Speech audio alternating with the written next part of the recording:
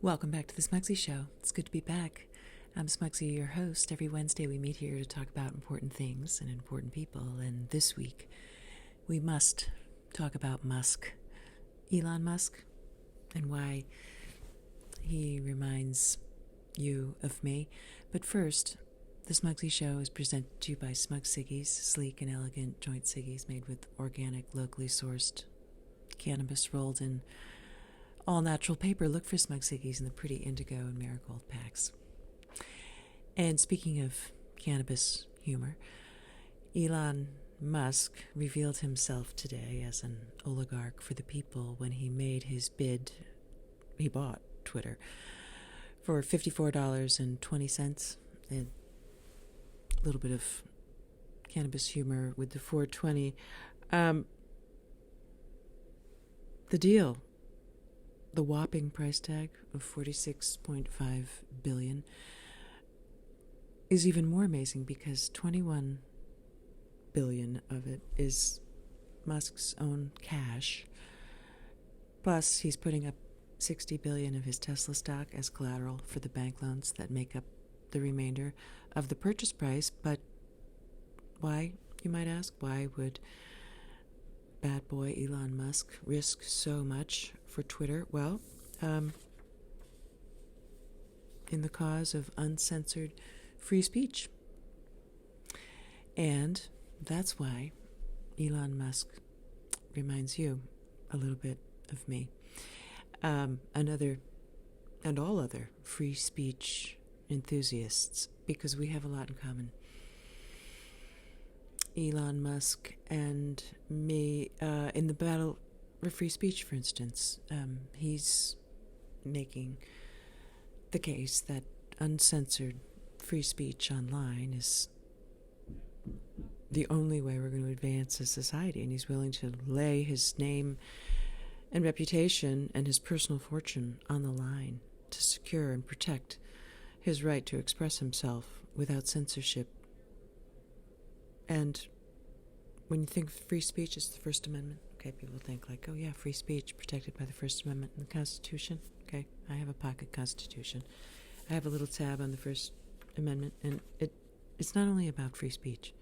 Okay, it's also about the right to petition your government. And that's where I think there's a lot of commonality between Elon Musk and yours truly, because as you know, no longer a cougar, but instead fighting for refugee housing, fighting for Zelensky. And in that quest, petitioning, okay, my right under the First Amendment. And would you believe it? There's actually people who are stomping, trying to stomp all over that right. They can't handle the idea that there might be a competing idea on the ballot. They're so enraged that they might actually have to vote come November on not only one affordable housing project, but two. I mean, how dare you, they say, exercise your rights to petition your government when that would cause me to have to think and make a decision based on the merits of arguments and not petty political grievances. So Elon Musk and me, we're warriors of free speech. We're free speech enthusiasts. And the thing that I think we also share is just sort of a general irritation that there's an expectation by some of these free speech babies, okay, who want to cancel and silence everybody. They want to cut you out of your Facebook pages, and they want you to just stop talking and go away. Well,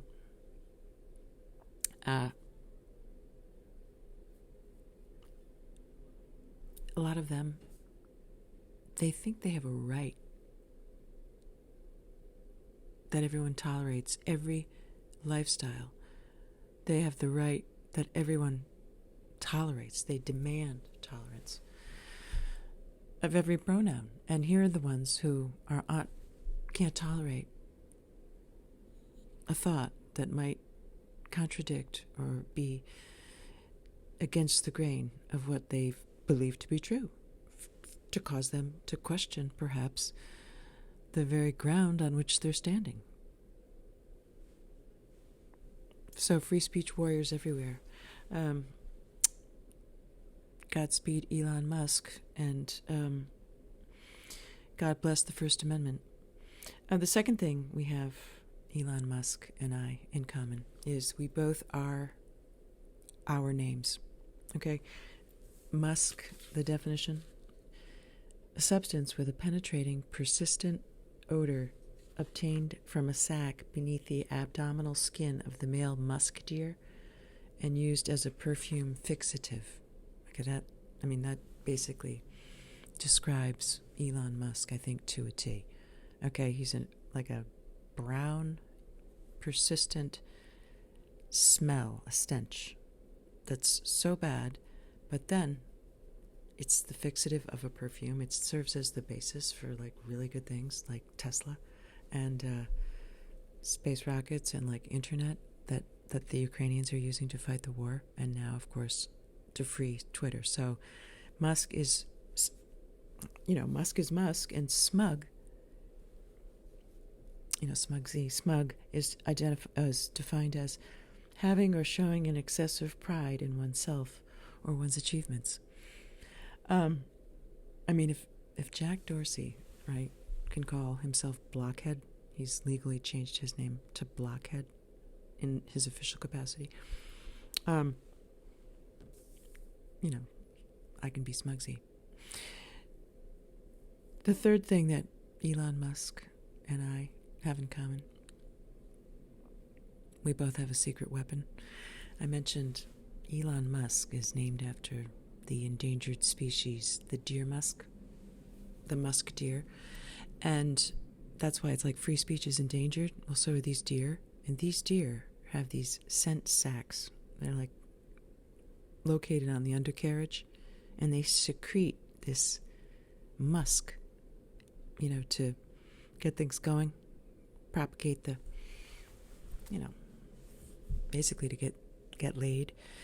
Well, that musk is on the black market very, very valuable because it serves as the basis for perfumes, and Elon Musk's very bad boy controversies that draw a lot of negative attention ultimately turn that negative attention into something that's pretty amazing, like a perfume, like a spaceship, like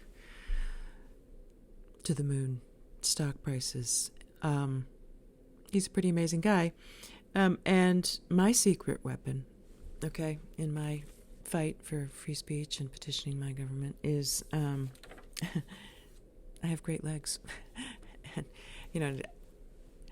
I have good genes and great legs, and that's my secret weapon, is that I can outwalk most anybody.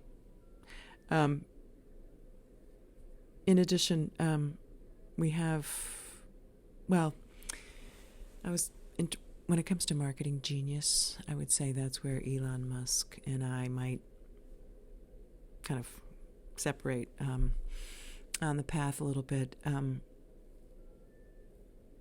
where he created Tesla, a brand that is so strong that there's no advertising dollars spent. Did you know that? There's no marketing campaign. It's just word of mouth.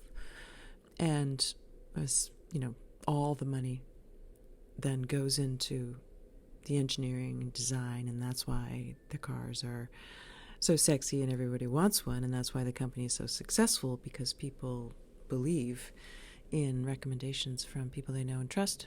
I would say Elon Musk has what you would call the Midas touch.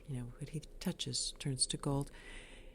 I have more like it's like the Minahan touch. I don't know if you're familiar with Kirk Minahan. It's like everything he touches turns to shit, basically. So my marketing, in my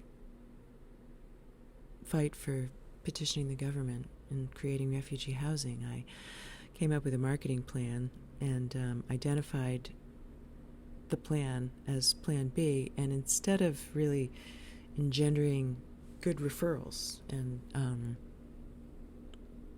marketing success, it's actually done the opposite. It's like I show up at the door and some people don't even need to know who I am. They're just like, is this about Plan B? And I'm like, yeah. They're like, no, go away. And then, like, some of the women are really become almost bewitched and, like, start shaking. Like, we don't believe in Plan B. Just please go away. Okay. All right. And then there's the guys, they blow a gasket. You should be ashamed of yourself. Ashamed of yourself. I used to respect you. You should be ashamed of yourself. Plan B. And like, oh, okay. That's not really the marketing that I had in mind, but you got to admit it's strong. It's a strong brand. It just, like I said, it's not quite. I think I went wrong somewhere in the branding and the marketing of that, but time will tell. It's stiff medicine, and what kills you, what doesn't kill you, makes you strongly. In the end, I think Elon Musk and I will both be highly successful. If you look at what happened with the Twitter deal, at first when Elon Musk advertised on Twitter that he was going to buy it, was met with complete,